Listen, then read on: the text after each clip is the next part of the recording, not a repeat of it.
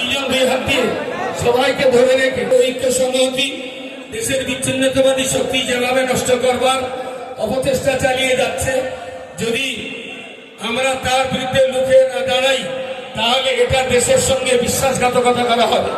যারা দেশকে ধ্বংসের দিকে ঠেলে দিতে চাইছে তাদের বিরুদ্ধে যদি দেশবাসী, হিন্দু, মুসলমান, শিখ, ইসাই, দলিত, আদিবাসী, মতুয়া সবাই যদি আমরা রুখে দাঁড়াতে না পারি তাহলে দেশ কিন্তু ধ্বংস হবে এবং আমরা চুপচাপ থাকা মানে দেশের সঙ্গে গাদ্দারি করা হবে। সুতরাং আমাদের এই ঐক্য একটি স্লোগান দিন তো, নারে তাকবীর। দেশের ঐক্য সংহতি বিনষ্টকারী শত্রুরা হুঁশিয়ার, বিচ্ছিন্নতাবাদী সকল শক্তি রুখছি রুখব, বিচ্ছিন্নতাবাদী সকল শক্তিকে রুখছি রুখব।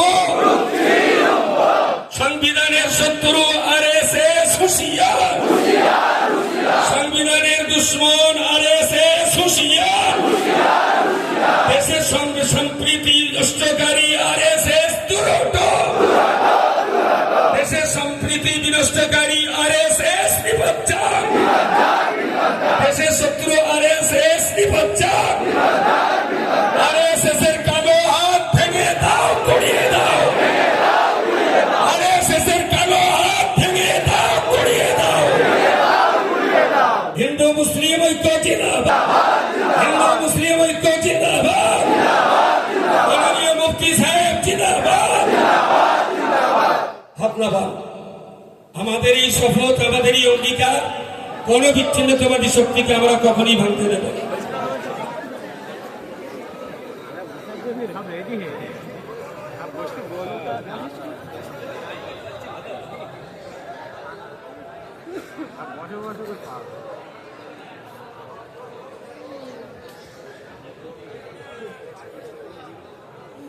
কথা বন্ধ করুন। এখন 1 মিনিট সময় মানে 1 লক্ষ মিনিট সময়। কি গো, 1 মিনিট সময় নষ্ট মানে 1 লক্ষ মানুষের 1 লক্ষ মিনিট নষ্ট, সময় অপচয় হবে। এই জায়গাটা ডিস্টার্ব করবেন না। পিছনের মানুষের হক নষ্ট করছেন, কিয়ামতের দিন জবাব দেওয়া লাগবে। পিছনের কোনো ভাই হক নষ্ট করবেন না। হ্যালো ডিউটি প্লিজ, মুফতি সাহেব মাইক ধরেছেন, যেখানে মজলিস চলবে নীরব নিস্তব্ধতার সঙ্গে আপনারা তার যেখানে মজলিস অংশ নেন।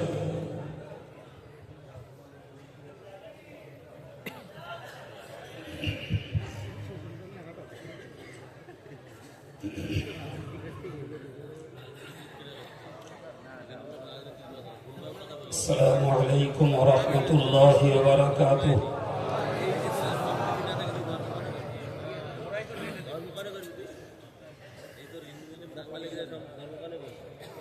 আপনারা সকলে ভালোভাবে এসেছেন।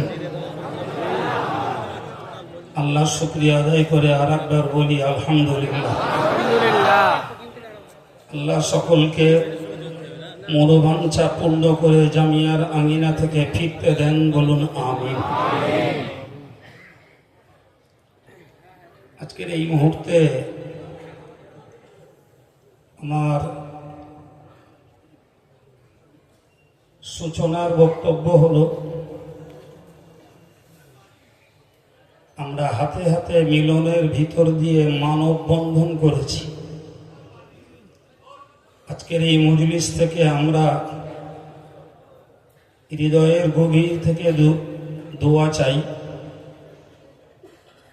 ভারতবর্ষের শান্তিপ্রিয় সর্বধর্মের মানুষের মাঝে হৃদয়ের বন্ধন কায়েম থাক। সবাই বলুন আমিন। সকল শান্তিপ্রিয় সর্বধর্মের মানুষের মাঝে হাতে হাতে মিলনের ভেতর দিয়ে মানব বন্ধনের পরিষেবা পরিচয় তুলে হৃদয়ের বন্ধন হোক, এটাই হোক আজকে জামিয়ার এই মানব বন্ধন। বলুন ইনশাল্লাহ। জিকিরের জন্য বসেছি, ধারাবাহিক নিয়ম অনুযায়ী জিকিরের পূর্বে কিছুক্ষণ কথা বলি, আজও ইনশাল্লাহ বলব। তবে শুরুতেই এই নীরব নিথর হাজার হাজার জনতাকে সাক্ষী রেখে একটি সন্দেহের অপনোদন করে একটি বার্তা আপনাদের কাছে দিচ্ছি। সচেতন মানুষ মাত্রই জানেন আগামী বছর পয়লা, দোসরা, তেসরা ফাল্গুন রমজান মাস পড়বে। তারপরের বৎসরও রমজান মাস পড়বে। তারপরে হয়তো ঈদের 1-2 দিন পরে পড়বে। এই হাজারো জনতাকে সাক্ষী রেখে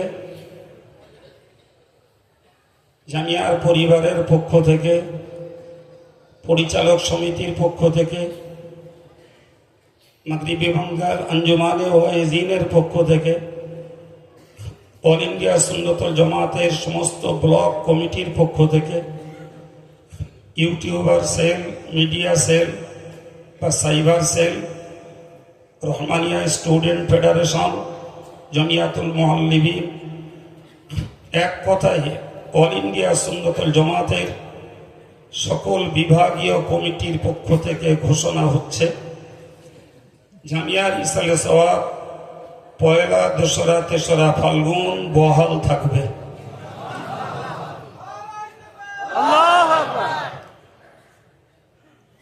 গতকাল একটা বার্তা হঠাৎ করে প্রচার মাধ্যমে ছড়িয়ে পড়েছে, যেটি একটা পর্যায়ের আলোচনার প্রস্তাব ছিল।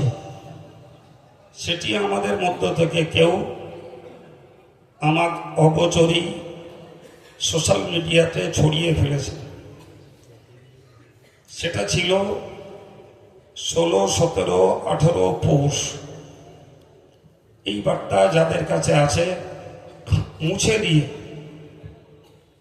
যেটা আমাদের জামিয়ার সৃষ্টি লগ্ন থেকে, সূচনা লগ্ন থেকে আমার আব্বার উপস্থিতিতে নির্ধারিত তারিখ পয়লা, দোসরা, তেসরা ফাল্গুন, রমজানের ক্ষুধার কষ্ট, পানির কষ্ট, সার্বিক পরিষেবার কষ্ট সব কিছুই মাথায় নিয়ে আমরা পয়লা, দোসরা, তেসরা ফাল্গুন জামিয়ার ইসালে সওয়াবকে বহাল রাখছি। আপনারা খুশি? সবাই খুশি? সবাই বলুন আল্লাহুম্মা আমিন। আর একটু জোরে বলুন আল্লাহুম্মা আমিন। তবে এ ব্যাপারে সব থেকে বেশি উদ্যোগী এবং সাহসী প্রস্তাব এনেছে আমার এই গ্যারেজ বলি আর মেহমানদারির দায়িত্বশীল কর্মী বিলেদান্নকুড়িয়া গোপমহলের যুব সম্প্রদায়। তাদেরই জোরালো দাবি, যত কষ্টই হোক জামিয়ার ইসালে সওয়াব আমার আব্বার উপস্থিতির নির্ধারিত তারিখ, এ তারিখ পরিবর্তন হবে না। আমরা কমিটি তাদের এই উদ্যত প্রস্তাবকে মেনে নিয়ে আজকের এই নীরব মজলিসে সকলকে সাক্ষী রেখে ঘোষণা দিলাম। এরপরে আমাদের মিডিয়া সেল বা সাইবার সেলেরা যেমন প্রচার করে, আবার সময় এলে তারা তেমন প্রচার করবে। জামিয়ার ইসালে সওয়াব পয়লা, দোসরা, তেসরা ফাল্গুন বহাল রইল। এর আর দ্বিতীয় কোনো দ্বিরুক্তি আমাদের কাছে এসে আর কোনো জায়গা করতে পারবে না ইনশাল্লাহ। দ্বিতীয় নম্বর একটা কথা বলছি, আপনারা ইতিপূর্বে শুনেছেন, আজকে নতুন করে একটু স্মরণ করিয়ে দিচ্ছি। আমাকে যে যাই সম্বোধন করুন আর যে যতই উচ্চ মর্যাদা দিন, আমি কি আমার থেকে ভালো কেউ জানেন না, ঠিক না ভুল? তবু নিয়ম অনুযায়ী আমি পানিগোপাড়ার হুজুর হাফেজ সাহেব কেবলা মরহুমের কাছে বায়াত, প্রথমত মিজলা হুজুর পীর কেবলার কাছে বায়াত, পরে তাঁর নির্দেশে পানিগোপাড়া হাফেজ সাহেব হুজুর কেবলার কাছে বায়াত, তৃতীয়ত তার নির্দেশে জনাব আলাজ মৌলভী আমির আলী সাহেব হুজুরের কাছে বায়াত, এরপর ফুরফুরা শরীফের কাইয়ুমুজ্জামান বড় হুজুর পীর কেবলা রহমতুল্লাহ আলাইহের মিজলা সাহেবজাদা পীর আবু ইব্রাহিম সিদ্দিকী রহিমাহুল্লাহ হুজুরের কাছে বায়াত এবং এজাজাত প্রাপ্ত। আল্লাহ শুকরিয়া আদায় করে বলছি, নূতন একটি এজাজাত প্রাপ্ত হয়েছি, তবে সেটির কোনো আত্মপ্রকাশ আমি করাইনি। তবে আমার যিনি শায়েখ সুদূর আসাম থেকে তিনি এসেছেন এবং তিনিও আজকে আপনাদের সম্মুখে আসবেন।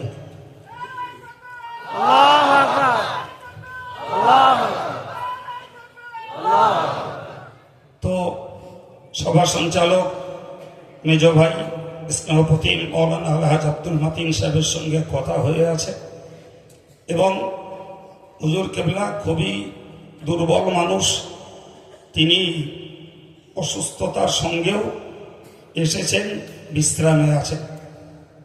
তাকে আমরা অত্যন্ত গাইডের ভিতর দিয়ে আনব, গাইডের ভিতর দিয়ে নিয়ে যাব, তার কিছুক্ষণের কথা আমাদেরকে শুনতে হবে। রাজি আছেন? তবে তিনি উঠবেন। আমাদের জিকিরের মজলিস সমাপ্ত হওয়ার পর আমাদের প্রধান সাহেব কথা বলবেন, নামাজ হবে, মাতিন সাহেব কালেকশন করবেন, তারপর তিনি উঠবেন। শিডিউলটা বোঝাতে পারলাম? হয়তো বড় জোর বাঁচতে পারে 10:30, 11টা। ধৈর্য থাকবে আপনাদের, ধৈর্য থাকবে, ধৈর্য রাখুন। এইটুকু শুধু বুঝুন, আপনারা ইতিপূর্বে আসামের কোনো পীরের কথা শুনেছেন? জি, তবে আমি কখনো তেনার কাছে বায়াত হইনি, আমাকে কেউ জিজ্ঞাসাও করিনি, আমি কোনোদিন উত্তর দেওয়ারও প্রয়োজন মনে করিনি। তবে আমাদের দেশের অনেক মানুষেরা তার কাছে বায়াত হয়েছিলেন। উনি আমাকে অত্যন্ত ভক্তি করতেন, জামিয়াতে আসতেন, মুরিদদের সবকাদি দিতেন। যাই হোক, আল্লাহ পাক তাকে তুলে নিয়েছেন, আল্লাহ তার জান্নাতের মাকামে আলা নসিব করেন, বলুন আমিন। তবে আজকের যাকে আমি শায়েখ বলে আপনাদের কাছে প্রচার দিলাম, তেনার কাছে আমি হকিকতে বায়াত এবং বায়াত হয়ে কি পেয়েছি তার কাছ থেকেই আপনারা শুনতে পাবেন। এর বেশি আমার পক্ষে বলাটা বেয়াদবি বলে মনে করি। তো আজকে আমি আমার আলোচনার পটভূমিকা ছাড়াই ছোট্ট একটুখানি কথা বলছি, যে কথাটি অনেক পুরাতন কথা, তবে কালের চক্করে আমরা ভুলে গেছি, কালের চক্করে আমরা হারিয়ে ফেলেছি। কাজী সানাউল্লাহ পানিপতি রহমতুল্লাহ আলাইহি তিনি তার ইরশাদুত তালিবুন কিতাবে লিখেছেন, ইরশাদুত তালিবিন কিতাবে লিখেছেন যে কোনো মানুষের পক্ষে বাতিনি কামালিয়াত হাসিলের জন্য মুর্শিদের কাছে বায়াত হওয়া ওয়াজিব, কোন পীরের সান্নিধ্য অর্জন করা ওয়াজিব। হযরত পীর কারামত আলী জমপুরি রহমতুল্লাহ আলাইহি তিনি তার জাখিরায়ে কারামতে উল্লেখ করেছেন যে একজন মুহাক্কিক আলেমের এবং একজন আধ্যাত্মিক জগতের গুরু বাতিনি কামালিয়াত অর্জন করেছেন এমন শায়েখের কাছে বায়াত হওয়া কার্যত ফরজ। কথা শুনতে পাচ্ছেন?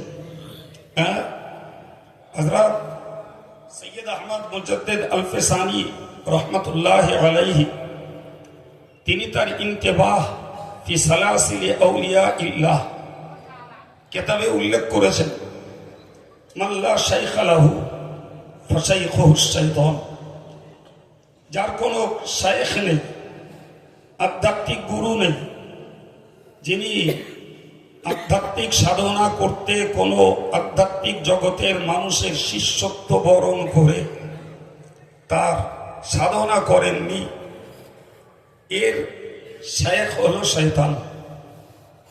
কথাটি হযরত মুজাদ্দিদ আল ফিসানি রহমতুল্লাহ আলাইহি তার আল ইন্তিবাহ ফি সালাসিলি আউলিয়া ইল্লাহ কিতাবে লিখেছেন এবং তিনি সেখানে কথাটির উদ্ধৃতি দিয়েছেন রিসালায়ে মাক্কিয়া নামক আরেকটি কিতাব থেকে, এবং তিনি তার মক্তুবাতের ভিতরে উল্লেখ করেছেন, আশ-শাইখু ফি কওমিহি কান নবী ফি উম্মতিহি, একজন সম্প্রদায়ের তরিকতের শায়েখ, একজন সম্প্রদায়ের তরিকতের গুরু, তার পর্যায়টা এমন যেমন উম্মতের মাঝে নবী।